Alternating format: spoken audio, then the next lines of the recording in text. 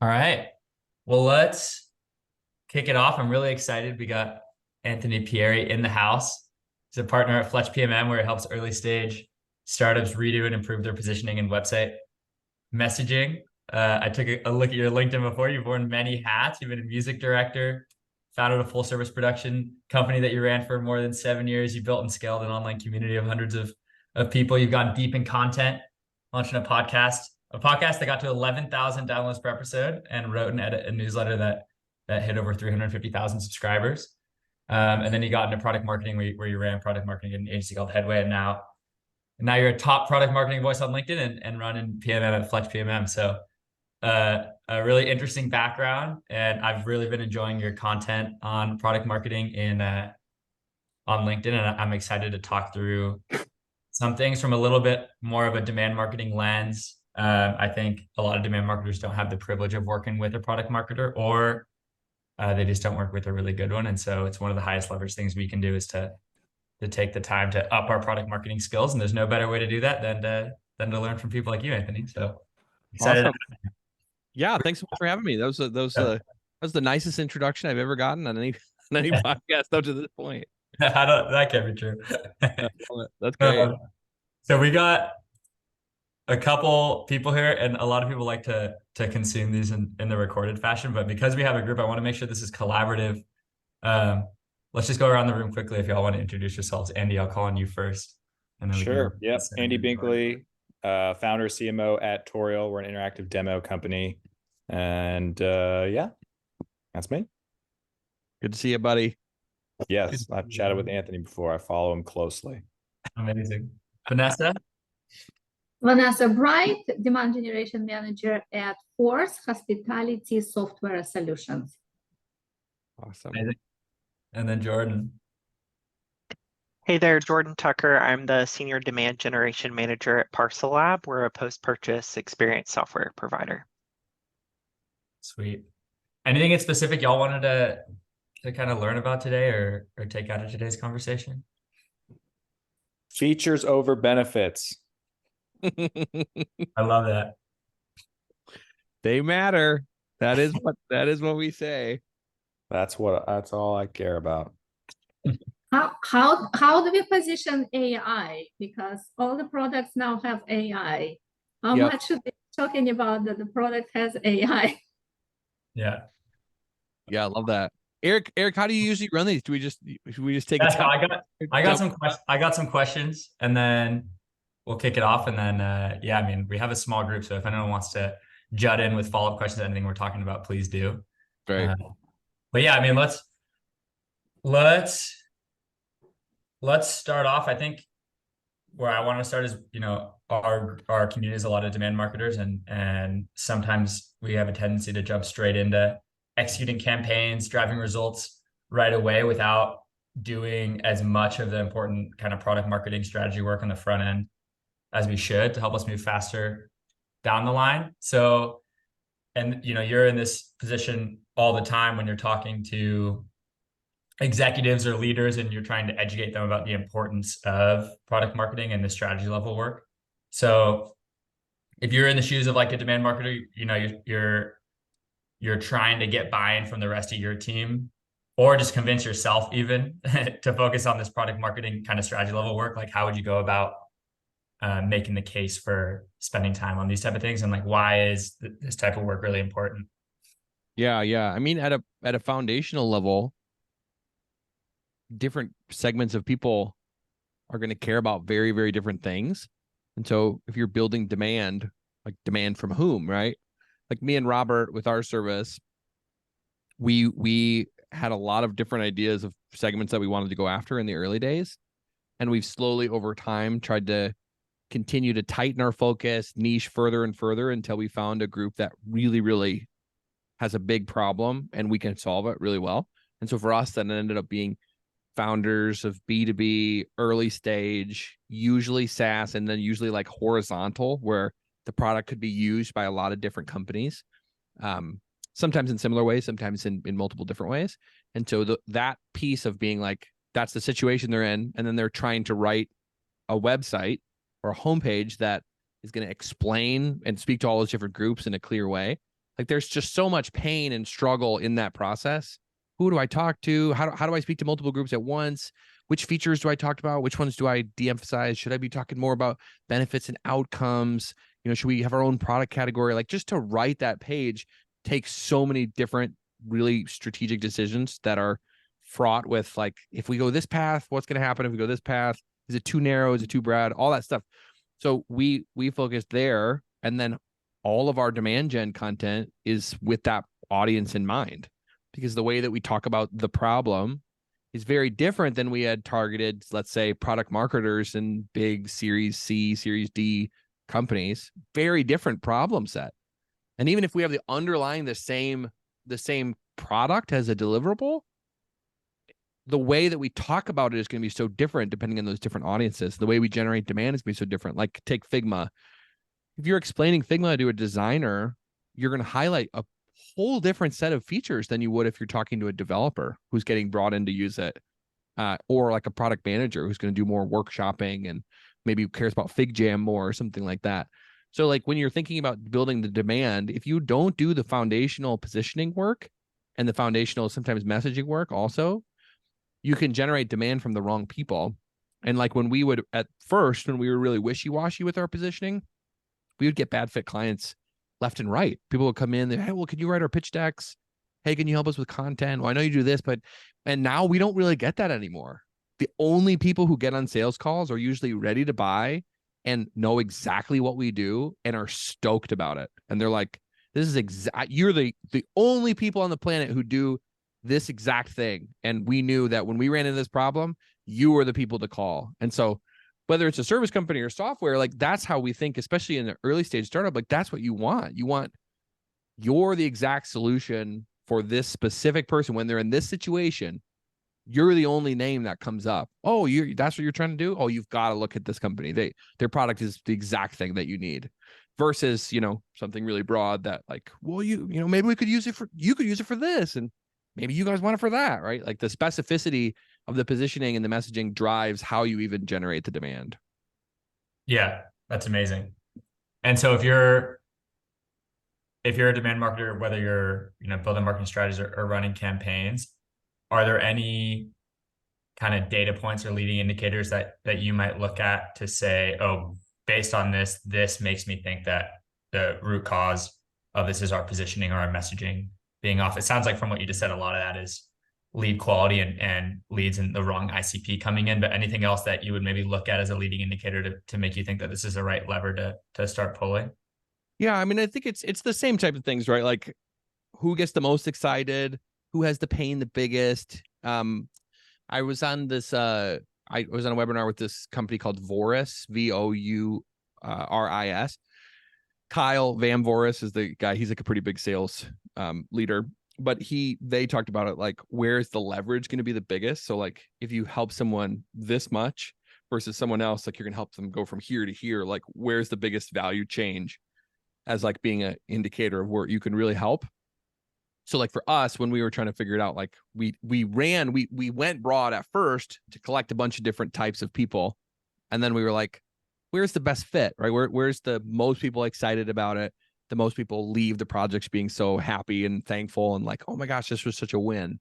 And we found that it was mostly in that early stage, because that group is very underrepresented, right? Like even the April Dunfords of the world who did positioning, she even says like, yeah, positioning is in the early stages. It doesn't really, you can't really do it very well, and it's just gonna be bad. And so she targets like post product market fit companies. And so we're like, there's a huge hole in the market for early stage because you have to position somehow. And so trying to find where the pain is the biggest, where you're gonna be able to add the most value, that's usually like that's a very, general rule of thumb. Awesome. I'm sure you talk to a lot of people who get this stuff wrong a lot too. What are the most common mistakes that you're seeing from a positioning and messaging perspective? The biggest one happens before they get on the call with us, which is they overbuild. It's a rule of nature. And maybe it was because VC dollars were so cheap for a little while and it was overabundant. Every startup founder we talk to has overbuilt 5x, because we say it's just so much easier to spend money on engineering than it is on anything else, because you can just keep funneling it in. You can feel like, oh, I'm getting so much done. I'm adding all these features, and you're like still just pushing off it's like the build it and they will come idea. Like we thought that like in the early 2000s with lean startup, like everyone learned how to do this right. And then everyone was like, no, lean startup's stupid. Like that's so dumb. Like let's make it as big as possible again. And we moved away from that. And then they just pour money in. And so people come in and I'm like, you have the platform of a company 20 times the size of you. And you have 1/20th of the customers that you should based on how many things you've built. So that's usually the problem that causes the most problems coming in. But then the problem is because they've built so much, they have like the sunk cost fallacy. And we're like, you can't sell all 20 of these things together because they don't fit in any packageable way. Like it would be like if you're trying to sell, hey, we sell houses, but you also have to buy the car from us and you have to buy, like, I don't know, airline flights with us. Like those things don't go to, you can't package that into something anyone wants to buy. So we would be like, well, you should probably try to sell the house first, or maybe try to sell cars first, or maybe try to sell airline tickets first. Don't try to package them all together. So like artificially shrinking the product so it's easier to sell, to find fit with like one of those sub products. That's like usually the advice that we give them. But the sunk cost fallacy is like, I spend so much money on this thing. I got to show everyone that we can do everything. It's all in one. It's end to end. And then they have these giant Frankenstein products that are impossible to buy because they forget they haven't been on the buying side in so long that when someone comes at you and they're like, hey, I'm an end-to-end platform and I'm going to replace your accounting software and your project management software and, like the Monday.com approach. When startups do that and you're not Monday.com, the amount of friction it puts on the end user to be like, what if I like my accounting platform? What if I like my task manager? Like, I'm not ready to give up all of my solutions for your end-to-end platform. And they think like, they always overestimate how annoying it is. Like when we ask them, what problem do you solve? 9 times out of 10, they're like, well, people have to jump from tool to tool. And it's like, in some cases that's a problem, but also if you're on your phone, you swipe through apps all day. It's not that problem. Like I'm on Instagram, swipe over. Now I'm on LinkedIn. Like, was that so annoying? And so it's like overestimating the problem of switching between apps and overvaluing putting them all in one giant Frankenstein platform and thinking that's going to be so compelling when it's like you don't realize, like when you say you're an all-in-one platform that does task management and calendars and finance and all this stuff, that like the believability just goes down. Like, will you really be better than QuickBooks and Asana and Miro and Figma, like, and your 10 developers and a designer and like 2 salespeople? Like, you're really going to outcompete every giant across your giant all-in-one platforms, set of competitors. I don't know. That's like a long-winded answer, but those are the ones we can't. We usually can tell within the first session, will we be able to make any progress convincing this founder or not? And a lot of times the answer is no. We're not gonna. Yeah. I mean, I loved your LinkedIn post on that, which, it's way easier to spend $5 million on developers building out all your pet features, which is an important piece, than it is to make hard positioning decisions. And like, in demand, we see the same thing, which is it's way easier to dump a bunch of money into paid search that gets, leads or paid social than it is to make hard, budget allocation decisions or similar. Yeah. So it happens a lot. We have a couple members in our group who are just starting new roles as, heads of marketing or standing up demand functions at newer, earlier stage startups. And I'm not 100% sure, but my gut is that they're encountering similar situations where maybe the company's overbuilt or they're just not specific enough on positioning. Do you have any thoughts on, if you were in their shoes, how you would go about helping the position become more specific? Because I know it has to come from the top.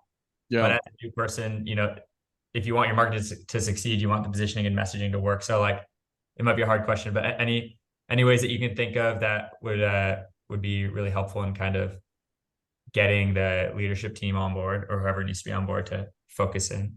Yeah, I think the easy win you could do would be to be like, hey, let's do a dedicated effort to try to get 10 new customers in this one segment. Right? Let's spend the next quarter just on one of the segments and make everything really targeted, right? Like the email sequences we write, we'll write it for them. We'll make a landing page just for them. We'll make videos just for them. We'll make case studies talking about companies of their type. We'll do a dedicated, maybe we're going to run ads, maybe we're going to make content, but we're going to do a focused effort just for one segment for 3 months. And let's just see if we can get some traction and not make it feel like you're forcing the founders to niche or to pick, but you're like, hey, I know you want to become this unicorn and I know you want to dominate all 10 of these markets. Like, that's great. Let's try just one of them first, see what we can do when we get our 3 members of our go-to-market team, all pushing in the same direction. We were on a call with a founder and he was like, I really can't decide if we want to target financial services or telecommunications.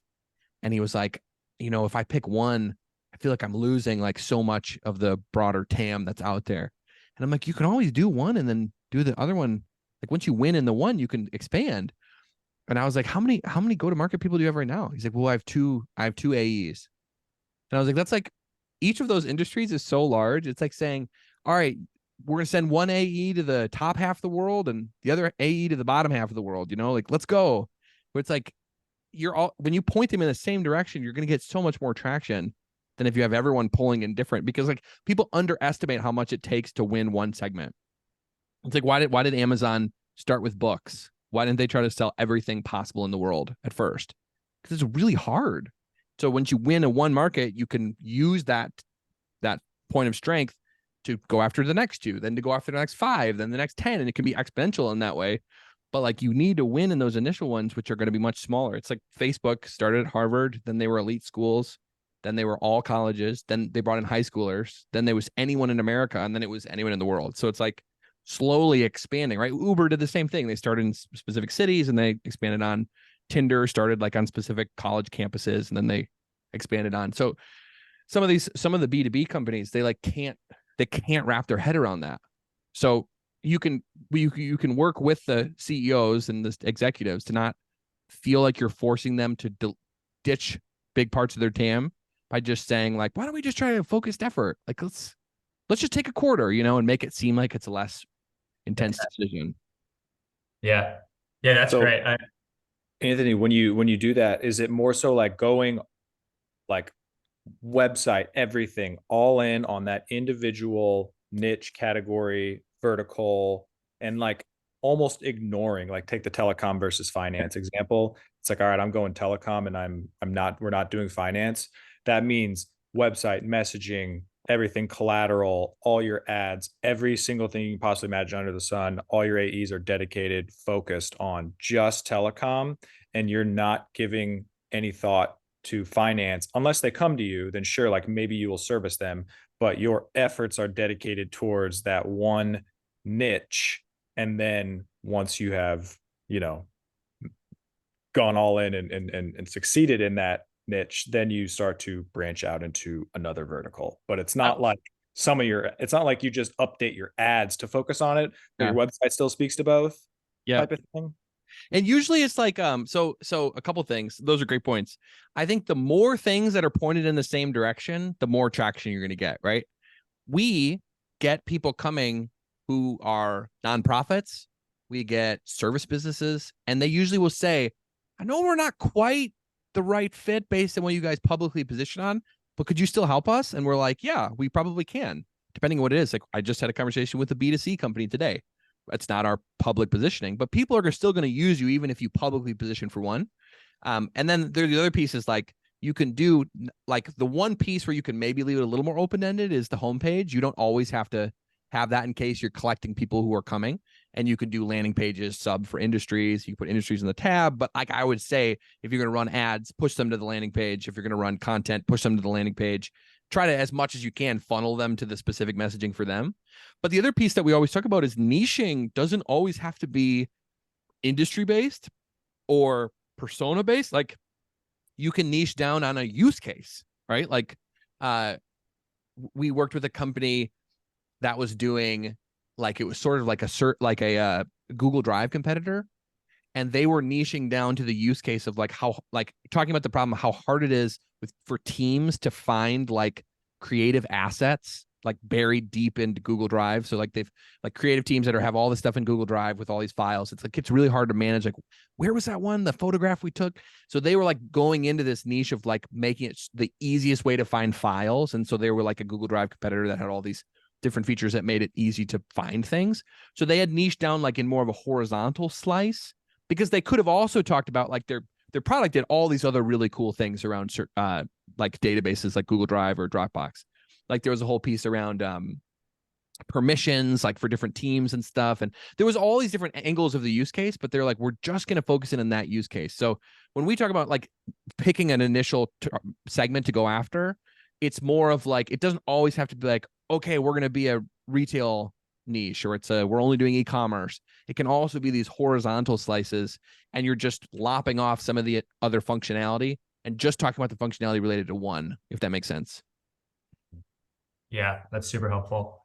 I think two things that stood out to me from this whole kind of piece of the conversation is, one, so common for companies to focus on other big companies and copy what they're doing, as opposed to focusing on what they did when they were small, if you're small, which like happens all the time.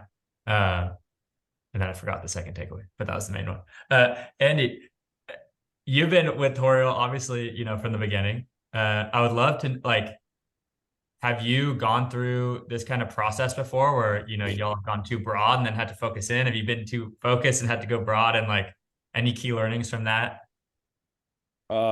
Yeah, I would say that too broad and too many use cases has been a real struggle for us. And you probably thought it was too specific, right?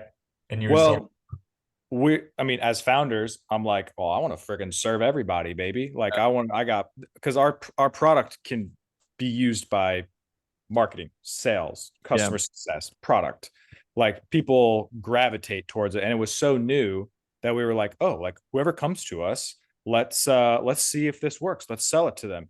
And then, we're like, 80% marketing. We've got a lot of sales use cases. A lot of people use it. But the biggest challenge for us was like, and this is why I was asking about like, talking about features over benefits, because the benefits with this type of thing is so broad, right? It's like you drive more revenue, you increase your conversion rates, you accelerate sales cycles, the shit that everybody says out there. And I'm like, well, it's got to be a little bit more detailed than that. And then once you start to get in the weeds, you're like, well, why don't we just talk about the features? Because then once you talk about the features, they'll make that connection to the benefit that they're really trying to solve for. And so that's been a struggle. And we've got, like I said, so many different use cases that trying to figure out, like we've like really accelerated in the website use case and less so on the sales side of things. And now we're kind of like, well, we have to really decide on how we're going to make that website use case better and better and better. Yep. Or do we start to branch out into a little bit more of the account executive use case where they're sending leave behinds, where they're, running better live demos and things like that. So yeah, it's definitely been challenging from just all the different, getting distracted by all the different targeting and positioning that we can do. So yeah. And Andy, to your point, right? Like we've talked about the example of Loom a bunch, but like Loom's initial use case was Loom as a meeting replacement. So like, yeah, you're going to have a meeting to update people, skip, like I think their H1 and H2 for a while was skip the meeting, send a Loom or something like that. Like Loom can be used for an infinite number of use cases, right? They were like, but if we can own that space in customers' minds of like, this is why I would use it. And that's, I think I would credit that as one of the key reasons why they grew so big and become successful, because everyone thought of them that way of like, and they even, their benefits that they talked about were like reduce time spent in meetings by like 31%. They had like percentage numbers. They built it into the product that they were like, you saved 5 hours that would have been meetings by sending these Looms. Like they do all stuff around that same benefit one use case. And like, there were other screen recorders out there, like they weren't doing something fundamentally new, but they claimed the use case and they were like, we are. And it was such a pain point for people. Everyone hates being in those terrible update meetings where it's like, this could have been an email. Like they basically built a whole business around this could have been an email and became super successful that way. But what you were talking about the features too, I've I've shared this other places, so stop me if this is too redundant, but my older brother was an account executive at this med tech startup. And basically what they were selling was these hospital beds in a hospital. They plug into the wall, and it's like a smart bed, like they do all sorts of stuff, but they plug it in the wall, and beds get moved all the time in hospitals. So nurses, and when things are going wrong, they rip the cable out of the wall. They just push the bed and the cable pops out. So they constantly have to replace the cables. So the product of the startup that he worked for was a magnetic cable. So when you pull, it would be like a MagSafe on your laptop, and the cable would just detach without breaking. And so he would literally, when you, back to your question, features over benefits, because they had picked such a specific use case, specific problem, and even specific product, he would literally walk in to these sales meetings and he would just take out the cable. And he would be like, you know how the cables always break because they get yanked out of the wall? He'd be like, look at this. And he would just show the feature, just pop it off. And immediately their eyes would light up. Oh my God, that's it. You gotta meet this person. We gotta bring in. And they would buy a cable for, 500 beds, and it'd be these giant, 6-7 figure deals. But the point was that like the translation from feature to benefit to value was so obvious because they had gone so specific on this one use case that like just showing the feature was like enough to make people excited. Versus if he had walked in and was like, listen, I bet you're struggling with, X amount of dollars on breakage. And what if I told you I could increase the amount that you would save by 12X? And like, at that point, they're like, okay, what is this? Like, what are you trying to do? No one even knows what they're talking about, versus just being like, look at this, and being like, oh my gosh, that's what we need.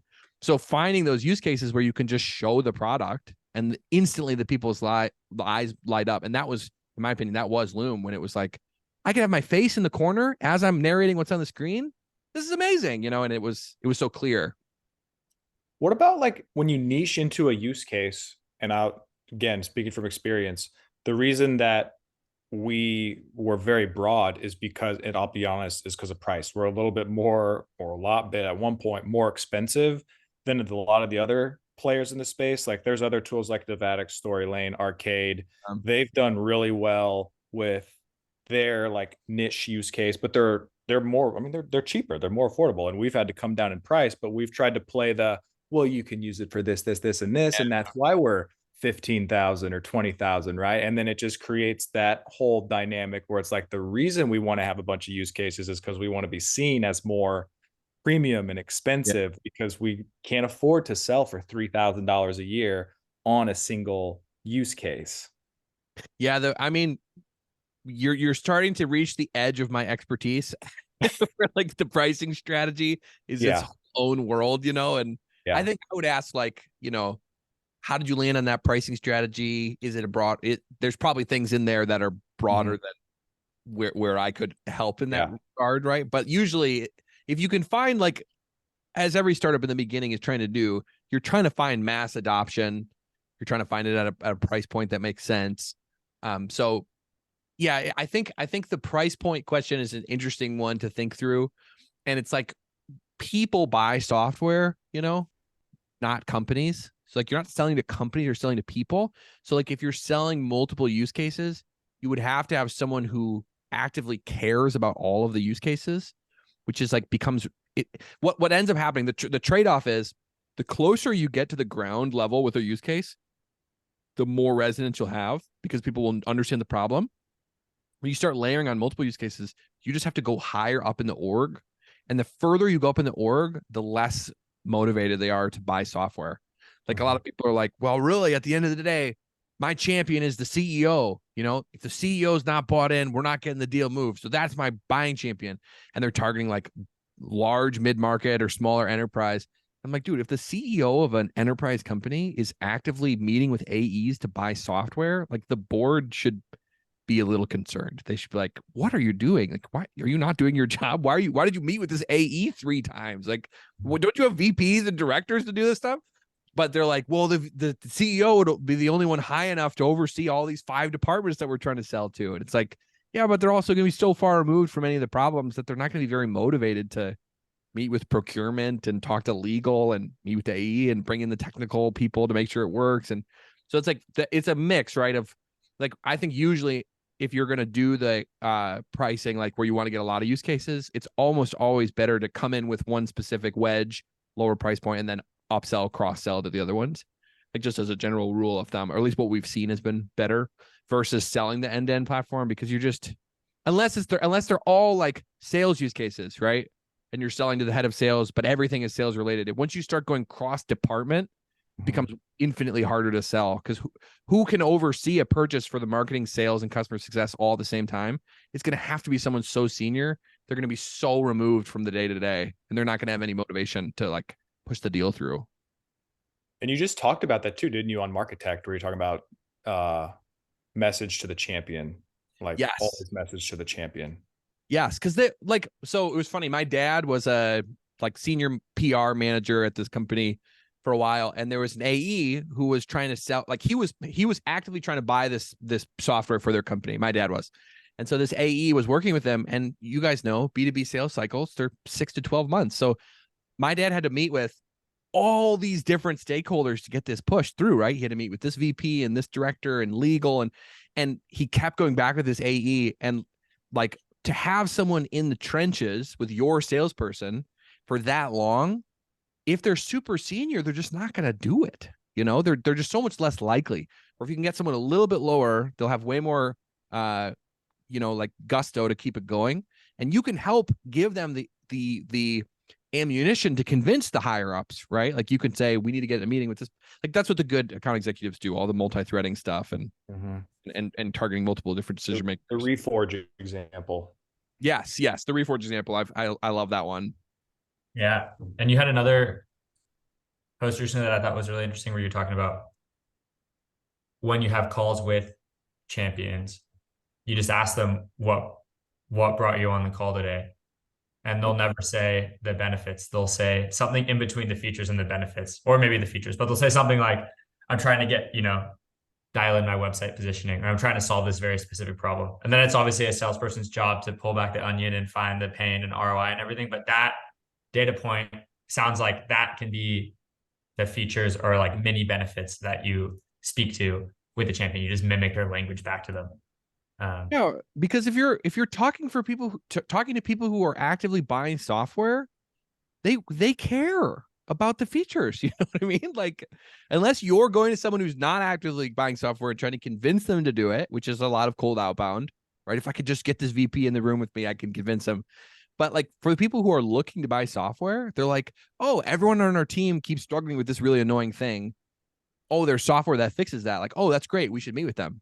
And then they get on the call and they're like, yeah, everyone on our team, they keep uploading these files and they get lost or whatever. And, we heard you guys maybe do something about that. They're not coming in being like, here's my KPI, can you help? Can I buy an increase in my, retention? Like nobody shops like that.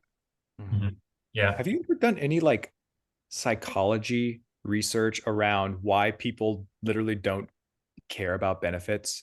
Because I feel like it's the idea that it's like overly repeated over and over again, so nobody believes it, right? It's like, if so you're going to tell me that you're going to increase my revenue, like I don't believe you, right? I just straight up believe you. But if you show me the features, then I can make that connection because I can physically see it, I can touch it. I'm like, oh, actually, I do believe you. You can increase my revenue, but like the way to bring that from a messaging perspective is feature first, because otherwise they're not going to believe you and you're going to lose them right away. I think it's a question. Yeah. Believability. Like I first noticed this. I was trying to convince my siblings to start a company with me. And I was like, we could make so much money. And then I was talking to my one sibling, and they were not interested. They were like, nah, well, what do we have to, they were super uninterested, unenthusiastic. And then I was talking to my one sister, and I was like, why do they not want to make money? And she said, no, of course they want to make money. They just don't believe that you're going to be the one to help them make the money. And I was like, oh yeah. And it's like the believability, especially if you're in startup world, the believability is just so small. You're not Salesforce. You're not Apple. You're not Microsoft. And so it's like talking about these outcomes. It's like when you get a cold email from someone who says, my favorite one I got was some guy said, how would you like to have 400 sales meetings a week? And I was like, I would probably die, first of all, if I had that many calls in a week, just from, the horrible being on Zoom all day. But like, I'm like, I don't even know who you are or what this is. Like, you're just telling me you're gonna give me like, that doesn't even, like, you just don't believe it. So when you lead with the ROI, when you lead with the benefits, you just don't, you're not believable. And the other example I've used is like the ice bath. For a while, everyone's saying you should do an ice bath, and that's like, the product. And then we say why, and they're like, you're gonna get way better sleep. And I'm like thinking about it, and I'm like, why would laying in a bed of ice make me sleep better? Like 12 hours later, how do those don't even? So I just don't believe it. But then you see that neuroscientist guy, I can't remember his name, but he goes on the podcast and he explains like exactly how it like does all the stuff in your bloodstream. And it like, he basically explains that we would call them the capabilities, like the features and the capabilities of how it gets you that benefit. And by the end, I'm like, that might actually help my sleep. And then, you'd be more likely to try it. So the how in the early stage makes the benefits more believable. Yeah, 100%. There's a really good book called Breakthrough Advertising by Eugene Schwartz, and he talks about this specific thing. I forget exactly the phraseology he used, but it was like, you have to have a compelling benefit, but then also you have to talk about the way your solution is different than other solutions and the way that it gets you that benefit, which increases believability. I love that. A couple minutes left. Do you have any people you go to, Anthony, whether it's resources, April Dunford type, like leaders on product marketing that you go to learn from, or other companies who you admire who are doing it really well that you could just dump on us, or people here can go to learn more? Yeah, I think companies wise, I like how Notion does product marketing. They're bigger, but they're still very much doing product marketing. Rippling is a good example. They do product marketing, I think, really well. Stripe, for the most part, I think it does a good job. They're very like capabilities oriented. Like, here's what you do with these different things, and not just all this vague outcome language. My partner Robert, he's probably my biggest source of inspiration. We talk about this stuff every day, and he's a super sharp guy. So I'd say follow him on LinkedIn if you're not. And then there's just like a handful of other product marketers that are all just good follows. I could send probably a list that you could share too if this goes out in an email or something. Matthew Reeves, he's a good friend of mine on LinkedIn. He's a really good product marketer, and he posts great stuff. Do you have any earlier stage companies that you think are doing it really well? Yes, but you probably would have never heard of them because they're all much smaller. So like I would have to think about it of a good early stage one. But even if you look at those ones I said, if you go in the Wayback Machine, you can look at what their website looked like at the beginning, and they all were doing a great job even from the early days. Cool. Well, we're basically out of time, Anthony. This was amazing. I loved having Andy on too and talking through some of the kind of more strategic pieces of like how we make these decisions to focus in, and your direct experience with that. We got a couple more minutes, four more minutes. I know. Oh, Haley just popped off. I think. But yeah, anyone else had any other questions you wanted to talk about with Anthony or get thoughts on?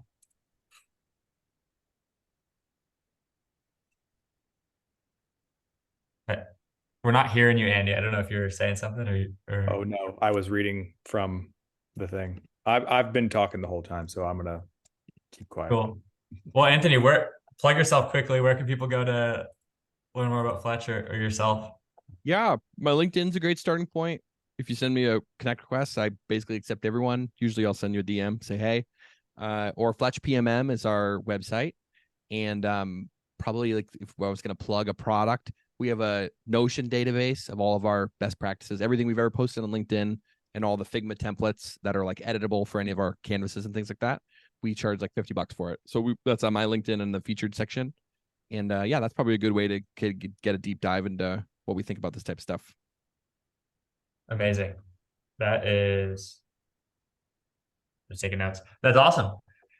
Well, Anthony, thank you so much. This was fantastic. We'll be sending this recording out to our community, and then hopefully we can chop some good insights up and post it on social and stuff too. But thanks so much. This is great. Have a great rest of your day. And thank you everyone else for hopping on. Thanks for having me. Good to see you all. Thank Yep. you. See you, man. See you guys. Bye.